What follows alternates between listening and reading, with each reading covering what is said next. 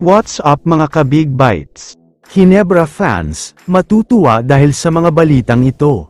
Pero bago ka sana magpatuloy sa panunood ay huwag mong kalimutang mag-subscribe sa aking YouTube channel. Unahin na natin ang balita tungkol kay RJ Abarientos na siguradong matutuwa ang lahat ng mga Hinebra fans. Ayon kasi sa kanya ay asahan daw nating lahat ang isang major bounce-back performance na gagawin niya. Medyo maalat at wala daw talaga sa ayos ang laro niya last game kontra sa Rain or Shine, pero sana ay wag daw siyang husgahan agad sa isang game lang, dahil sa susunod na laban daw nila ay mas magiging maayos na ang performance niya.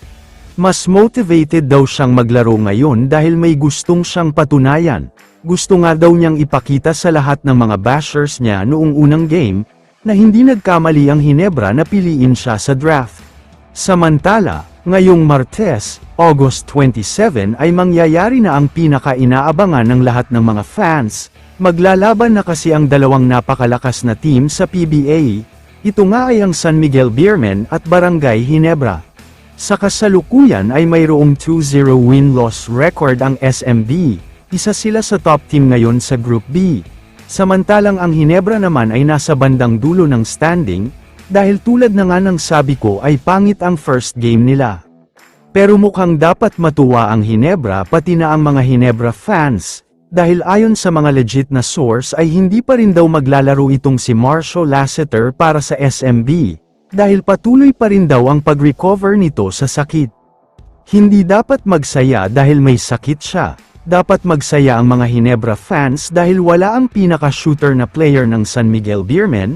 Malaking kawalan talaga siya sa SMB lalo pat sobrang deadly niya sa labas. Sa kabilang banda naman, may mga kumakalat na balita sa social media, at sinasabing pati si Junmar Fajardo ay posibleng out na daw kontra sa Hinebra, dahil may injury nga daw siya na iniinda, 50-50 pa daw talaga ang chance niyang maglaro. Pero kung ako naman ang tatanungin, chance na ng Hinebra na mag-take advantage at manalo habang wala ang dalawang superstar ng SMB? Malaking bagay ito dahil mababawasan talaga ang sakit nila sa ulo dahil wala ang magaling na players.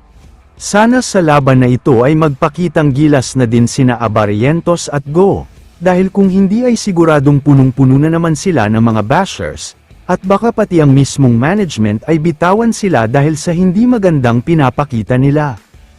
Kaya naman kung kayo ang tatanungin, ano ang masasabi nyo sa mga bigating balita na ito? I-comment mo naman ang opinion mo tungkol sa tanong na ito. Dito na muna nagtatapos ang video na ito. Maraming salamat sa panunood mga ka-Big Bites. God bless sa inyong lahat.